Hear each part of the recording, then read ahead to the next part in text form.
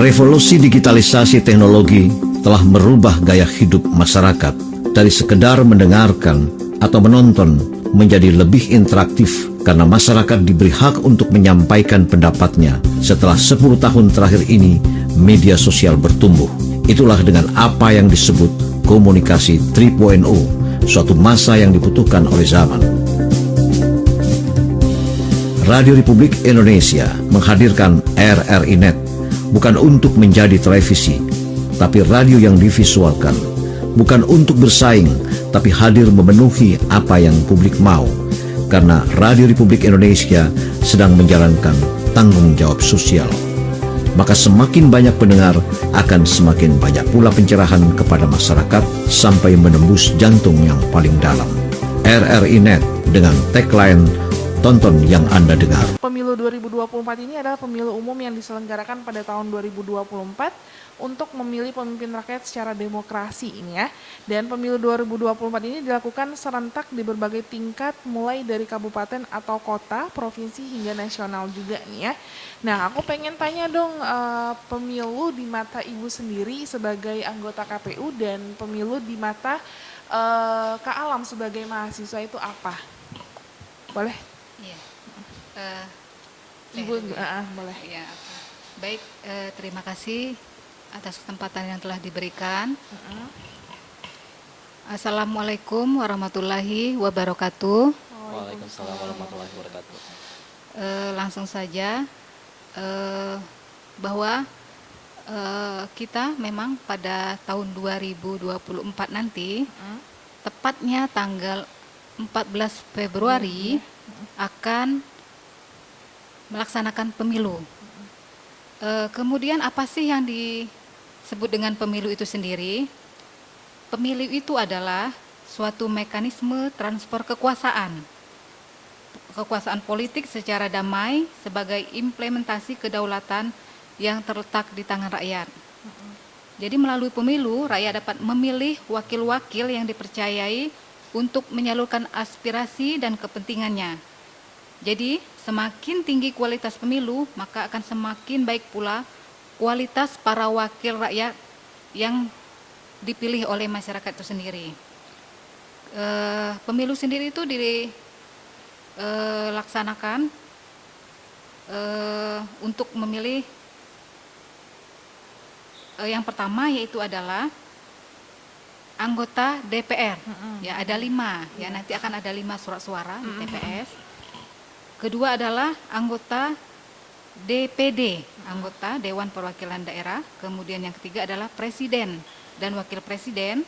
Keempat, anggota DPRD provinsi.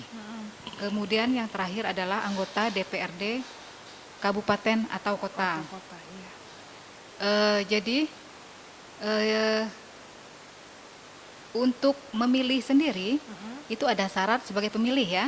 Oke.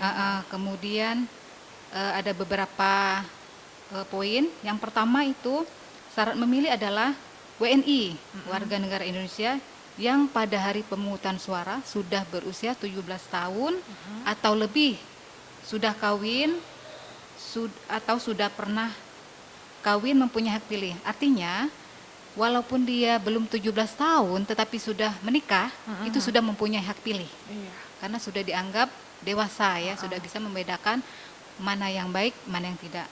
Kemudian kedua adalah terdaftar di daftar pemilih tetap atau DPT pemilu 2024 nanti.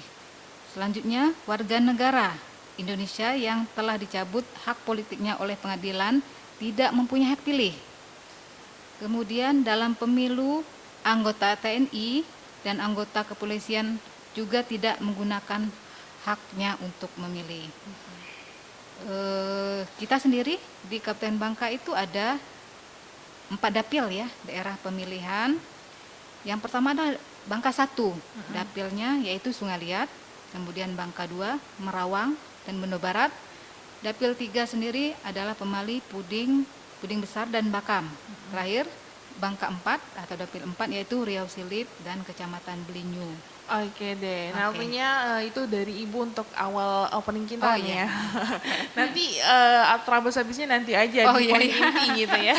Terlalu semangat kayaknya Iya ya. benar-benar.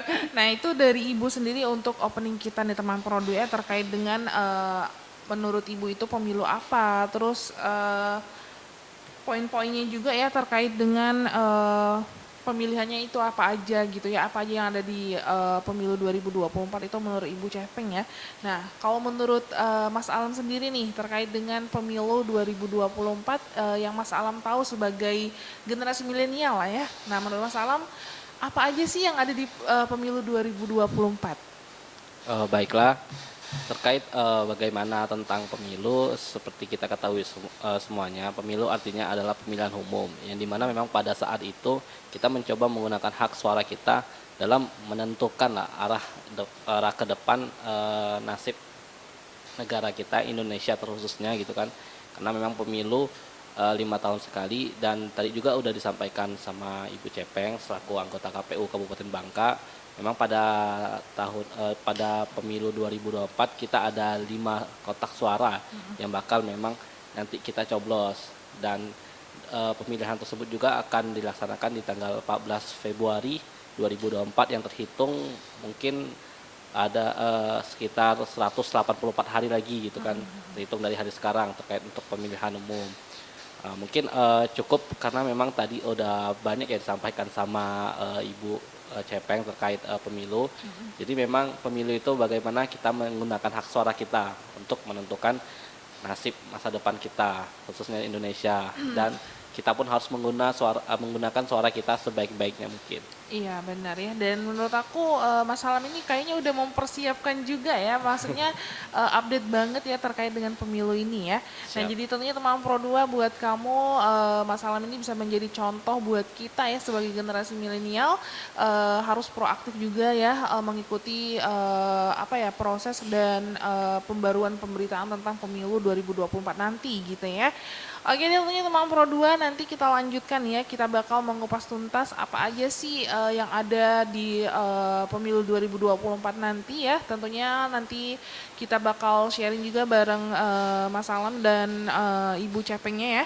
Tentunya buat kamu juga nih yang pengen bertanya, boleh banget ya kita buka pertanyaan sampai jam 9 nanti. Boleh banget langsung aja diisi di question box di Insta story kita atau DM di Instagram kita dan di WA kita di 0811 717 9222. Hotel 42. What? We have phone on River Street. Looks like.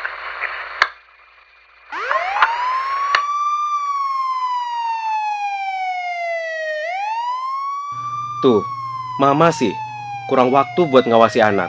Jadi salah pergaulan si Adi, lari ke narkoba. Papa juga kan, sibuk terus. Anak dimanjain, semua serba gampang Adi dapetin. Salah pergaulan kan? Percuma juga kita ribut. Adi sudah dibawa polisi, Ma.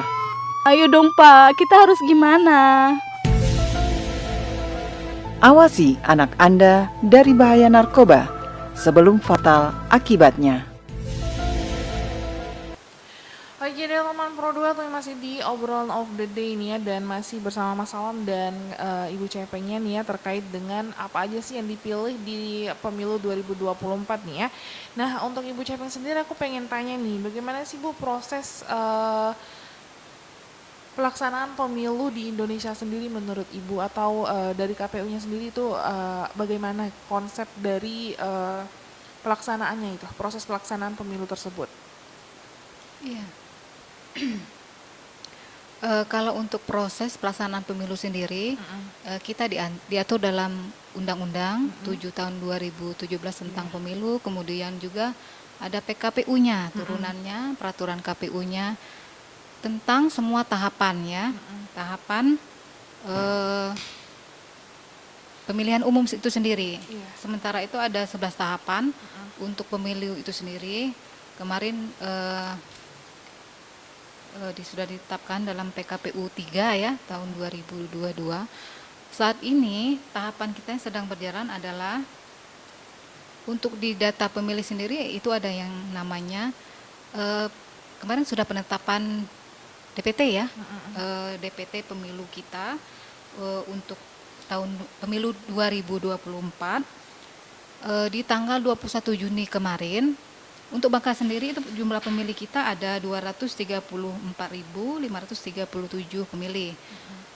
Kemudian saat ini tahapan untuk data pemilih adalah penyusunan daftar pemilih tambahan. Jadi sudah dimulai, nanti terhenti di seminggu atau 7 hari sebelum hari pemungutan suara. Jadi orang-orang yang pada hari pemungutan suara tidak bisa memilih di mana TPS dia terdaftar, bisa pindah memilih. Bisa pindah memilih. Caranya adalah datang ke PPS di desa kelurahan, kemudian ke PPK di kecamatan, ataupun datang langsung di KPU. Nanti akan dilayani. Dengan syarat bawa dokumen bukti pendukung berupa KTP atau KK. Datang langsung tapi harus ya. Kemudian untuk pengajuan calon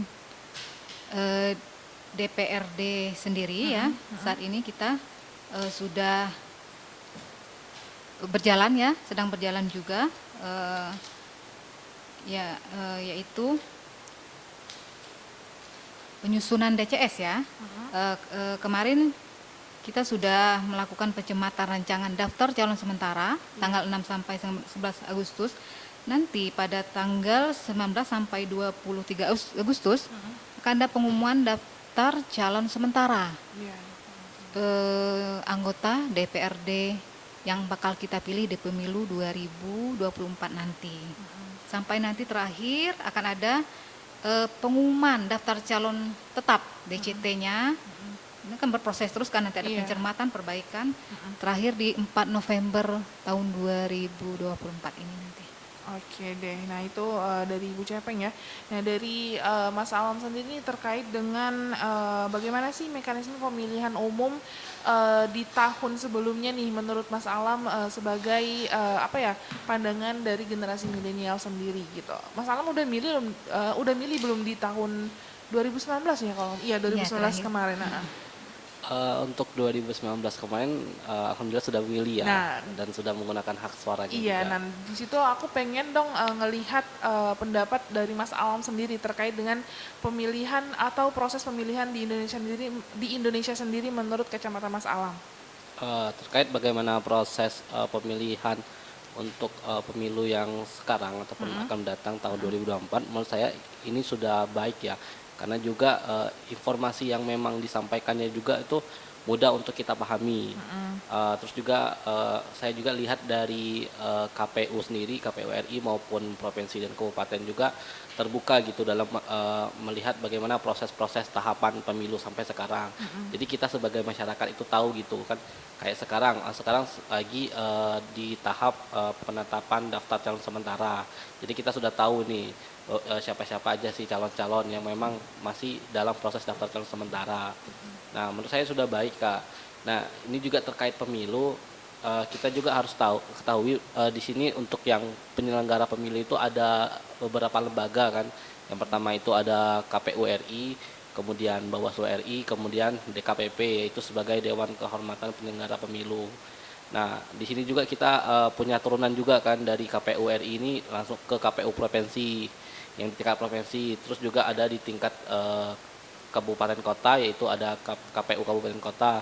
Nah, untuk membantu KPU di kabupaten kota juga ini ada badan ad hoc-nya Kak, yaitu ada namanya PPK di tingkatan kecamatan, kemudian ada PPS, dan yang mungkin di tingkatan yang paling pas pemilihannya itu nanti ada KPPS gitu, mungkin ada 7 orang kalau nggak salah itu yang menjadi PPS. Kemudian juga sama juga seperti di Bawaslu dari RI, kemudian ada tingkatan provinsi, kemudian ada di tingkatan kabupaten kota, kemudian ada Panwascam yang di tingkatan kecamatan yang menjadi badan ad hoc-nya dari Bawaslu, kemudian juga ada di Panwaslu kabupaten Panwaslu kelurahan yaitu PKD, kemudian di tingkat TPS-nya itu ada PTPS yang nanti akan membantu. Nah, inilah yang nanti lembaga-lembaga yang membantu jalannya pemilu gitu. Jadi masyarakat kita juga harus mengetahui gitu kan. Oh ternyata kalau di tingkatan kelurahan itu ternyata ada yang namanya PKD gitu, pengawas kelurahan desa, yang dimana mereka mencoba untuk mengawasi semua tahapan yang ada di tingkatan desa, kemudian di kecamatan ada Panwascam, sama juga di KPU kan ada PPS, kemudian juga ada PPK. Oke deh, nah ternyata sebenarnya banyak banget ya prosesnya dan tingkatan-tingkatan dari pemilu itu sendiri gitu ya. Jadi emang kadang sebagai masyarakat kita tuh emang benar-benar harus proaktif juga nih ya. Nah tentunya teman Pro 2 sebelum kita melanjutkan obrolan kita nih, ini udah ada yang mau bertanya nih ya Bu ya. Udah ada pesan WA masuk nih kepada Ibu Cepeng, saya Jerry mau bertanya. Apa sih yang dimaksud dengan PKPU dalam pemilu? Mohon dijawab, terima kasih. Oke deh, nah tentunya buat Ibu Cepeng mungkin ini Jerry pengen bertanya nih, apa sih PKPU itu dalam pemilu? Iya. PKPU itu P itu peraturan ya, KPU itu KPU. Jadi PKPU ada peraturan KPU. Jadi itu menjadikan acuan kita dalam bekerja. Oke, berarti peraturan KPU gitu ya. Nah, itu dilibatkan dalam pemilu gitu Bu. Peraturannya itu ada apa aja gitu? Iya. Jadi setiap tahapan itu kita ada namanya PKPU ya. Contohnya saja seperti di data pemilih itu kita ada PKPU 27 tahun 2022 tentang pemutaran data pemilih dan Sidali. Jadi terkait proses pemutaran data pemilih dari mulai awal coklit ya, pencocokan data pemilih ya, ada namanya Pantarli, petugas pendataan data pemilih dari rumah ke rumah, door to door itu, di situ ada. Jadi pantarlinya harus seperti ini, selesainya kapan itu nanti di PKPU itu ada apa jadwalnya, acuannya seperti itu, penetapannya kapan dan sebagainya.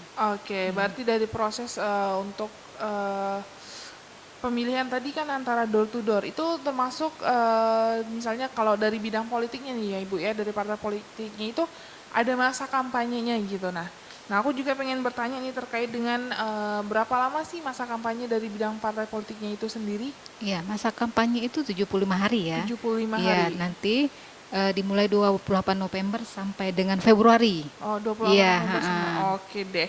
Nah, tentunya buat Jerry nih pertanyaan udah terjawab juga nih ya.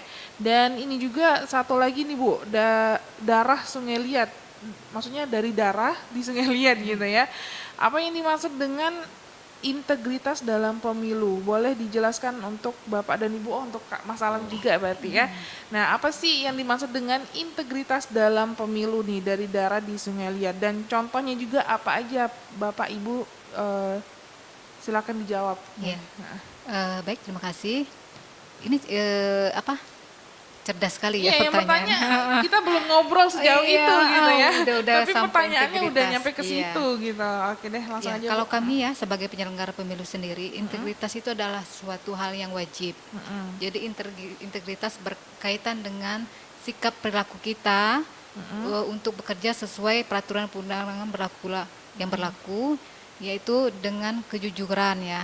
Kita juga ada asas sebagai penyelenggara pemilu ya. Ada prinsip diantaranya harus profesional ya, mandiri.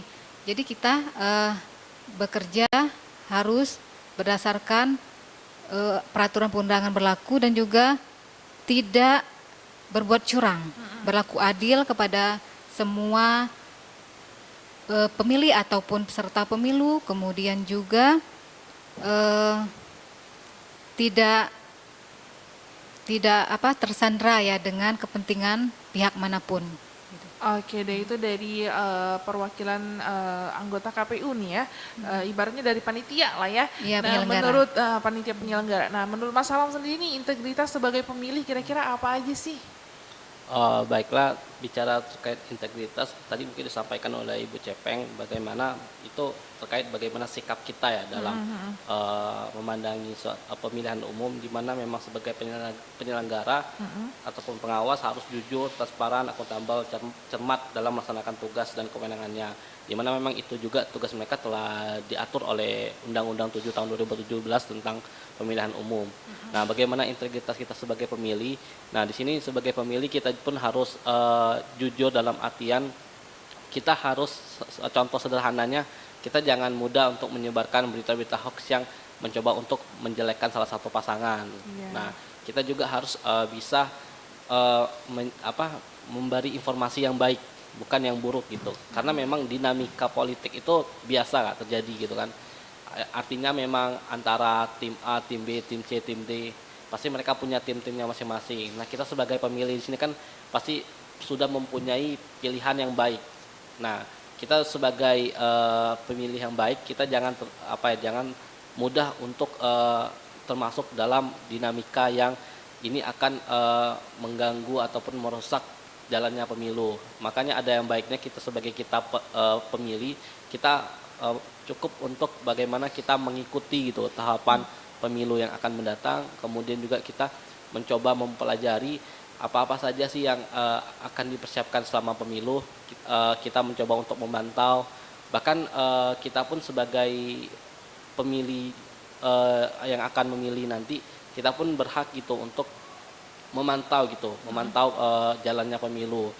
Kalau saya nggak salah di Bawaslu itu ada kok, misalnya kita pengen membentuk suatu organisasi dan kita mendaftarkan diri menjadi lembaga pemantau pemilu. Artinya memang di sini keterlibatan kita dalam mencoba untuk mengawasi tahapan proses gitu. Apalagi mungkin di masa-masa kampanye kan, itu kan kayak contoh aja di kelurahan desa itu yang menjadi pengawasnya cuma satu gitu. Yang harus diawasi mungkin di situ ada, mungkin kalau satu desa itu DPT-nya sekitar 1000-an lebih, artinya mereka harus mengawasi gitu 1000-an lebih ini juga bagaimana proses kampanye yang terjadi di satu desa.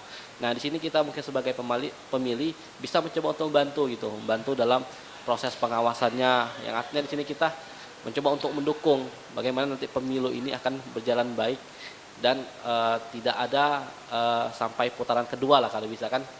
Jadi cukup sampai di pemilihan umum yang tanggal 14 Februari tersebut.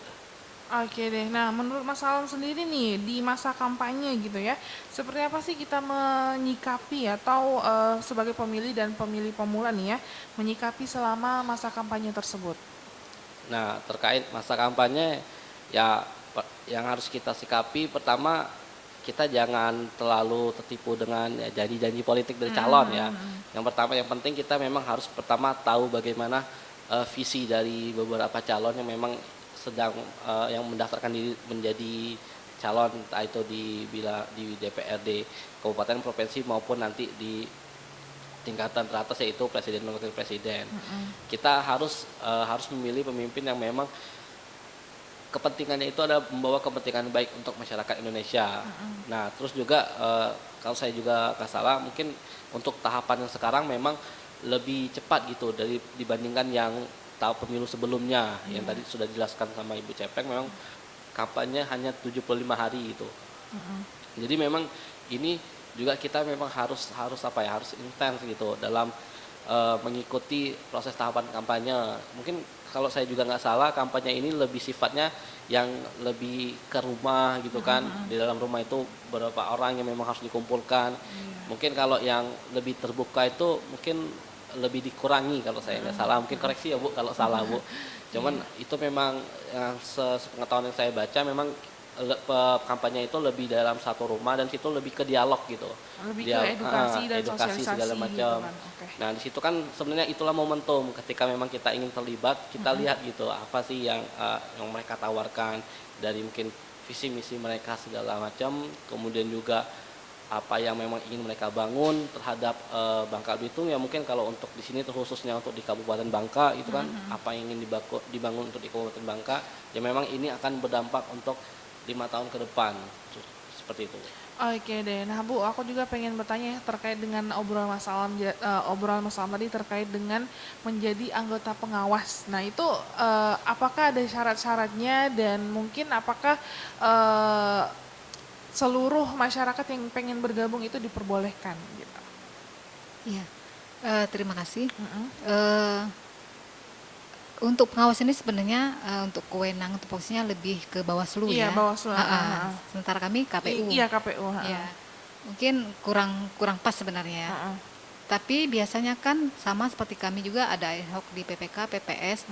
Nanti akan ada rekrutmen dari KPU yang rekrutmen.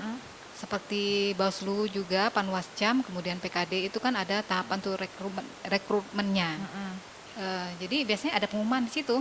Heeh. Oke, nah jadi tentunya buat teman-teman nih mungkin tentunya cabang dari pemilu itu sendiri banyak banget ya. Jadi bisa kita dapat informasi dari KPU sendiri, dari Bawaslu sendiri gitu ya.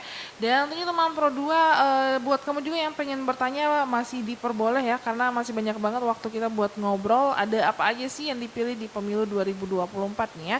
Nah, tentunya buat kamu juga yang nanti pengen bertanya terkait dengan pilihan-pilihan kamu nih misalnya di tahun 2024 boleh banget ya, mumpung ada Mas Alam sama Bu Cepeng juga nih ya, langsung aja tanya di WA kita atau di Instagram kita nih teman Pro 2 ya. RRI mempersembahkan RRI Playgo. RRI Playgo adalah aplikasi resmi Radio Republik Indonesia. Dengan satu sentuhan, Anda bisa mengakses Pro 3 Suara Identitas Keindonesiaan, Voice of Indonesia,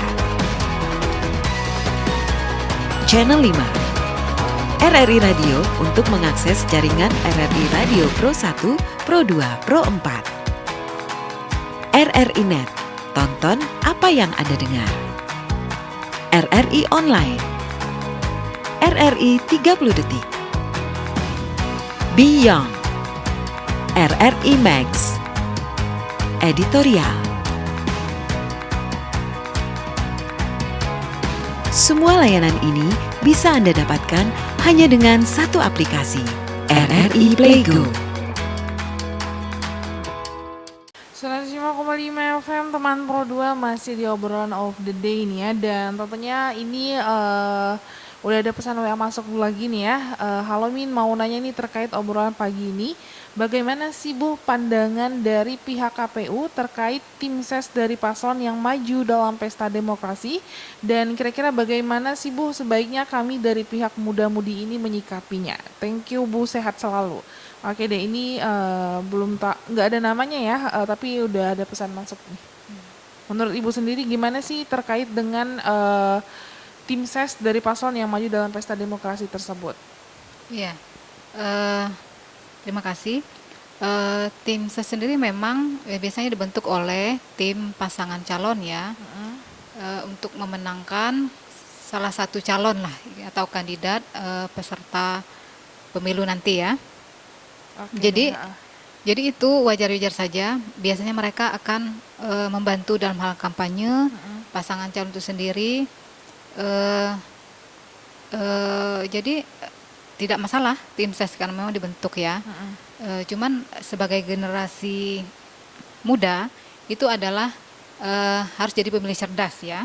Iya. Jadi pemilih cerdas sendiri adalah pemilih yang mampu memberikan kontribusi ya kepada daerah yang tentunya akan menentukan masa depan bangsa nantinya. Caranya adalah apa? Menggunakan hak pilih Iya. pada tanggal 14 Februari 2024 nanti. Jadi kalau terkenal dengan Hari Kasih Sayang ya, Valentine Iya, Days benar, ya, Valentine ya, Day. pada 14 Februari. Jadi ini nanti kalau di KPU itu Hari Kasih Suara. Jadi Hari jangan Kasih iya. Iya, Jadi jangan lupa kasih suara. Adik-adik semuanya yang pemilih milenial, pemilih pemula, silakan datang ke TPS. Iya benar ya. Jadi untuk di hari kasih suara gitu Iya. ya, untuk para pemilih tentunya buat kamu pemilih yang bersih tentunya akan melahirkan pemilih yang jujur dan adil juga gitu ya. Nah menurut Mas Alam sendiri nih terkait dengan tim ses dari paslon yang maju dalam pesta demokrasi, menurut Mas Alam terkait kita nih sebagai generasi milenial gimana nih? Terkait bagaimana tim ses yang nyalon ya untuk pesta demokrasi ini sebenarnya itu wajar-wajar saja gitu kan, karena memang terkait yang ingin mencalonkan diri memang itu ada ada beberapa memang seperti persyaratan gitu kan, entah dia memang dapat dukungan ataupun secara independen gitu kan.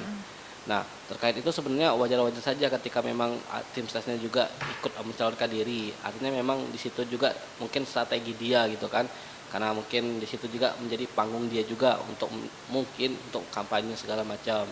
Jadi menurut saya itu wajar-wajar saja. Cuman kalau kata ibu tadi pesannya untuk pemilih milenial atau pemilih muda untuk menjadi pemilih cerdas, nah itu yang sebenarnya memang kita harus ditonjolkan, lebih dikedepankan gitu. Bagaimana kita harus menjadi pemilih cerdas, bagaimana kita tidak mudah untuk diperjualbelikan lah artinya suara kita kan.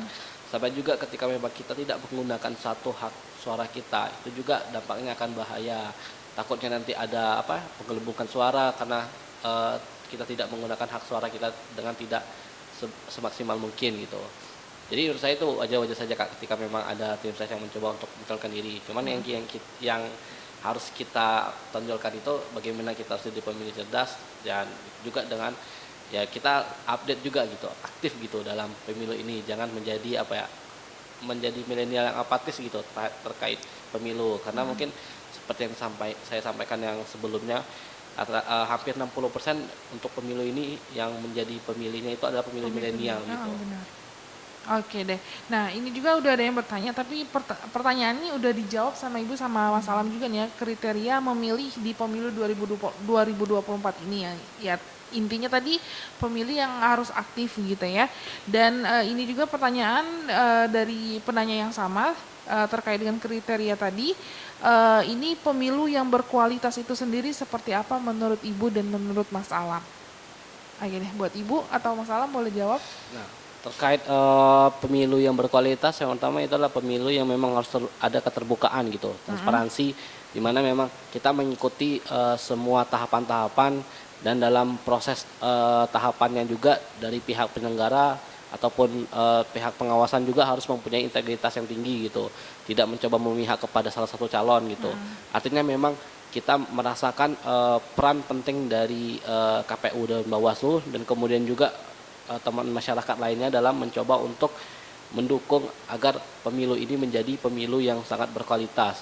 Kalau saya secara pribadi ada pemilu harus ada keterbukaan gitu, keterbukaan transportasi dari informasi, terus juga segala macamnya. Makanya menurut saya secara pribadi sudah baik gitu ketika pihak KPU, Bawaslu aktif dalam penggunaan media sosial, karena kita ketahui juga kami ini yang pemilih milenial ini lebih sering mantengin HP gitu, mungkin daripada coba untuk hal-hal yang lain. Jadi kalau dari pihak KPU Bawaslu sendiri itu aktif dalam menggunakan sosial media, kami pun aktif juga dalam mencoba mendapatkan informasi.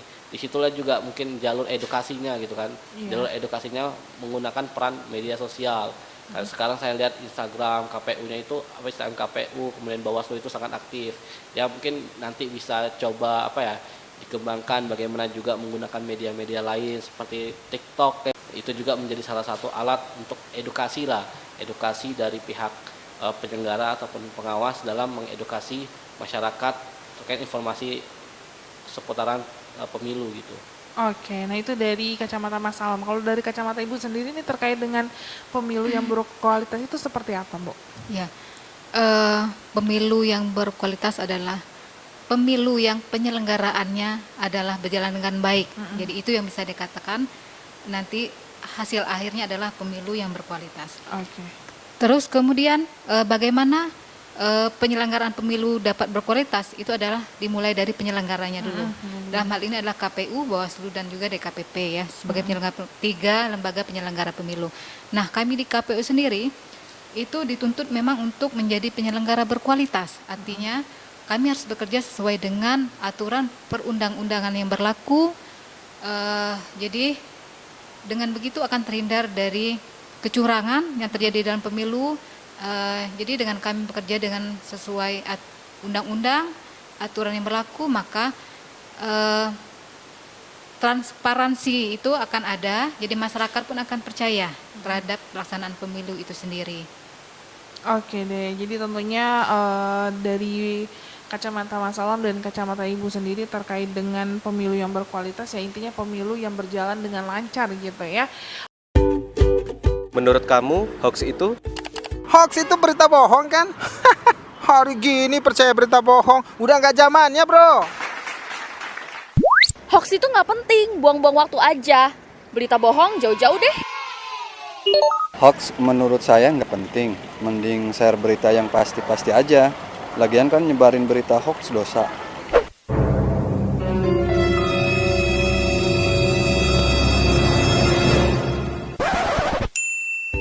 Nah, buat kamu, jangan asal share atau menyebarkan berita hoax ya. Baca dengan teliti, lalu klarifikasi kebenaran berita, biar nggak jadi korban hoax. Oke deh teman Pro 2, ada lagu dari Tulus dengan Manusia Kuat nih ya. Dan tentunya teman Pro 2, obrolan kita pada pagi hari ini udah banyak banget ya terkait dengan apa aja yang dipilih. Terus pertanyaan-pertanyaan dari teman-teman Pro 2 terkait dengan integritas juga nih ya.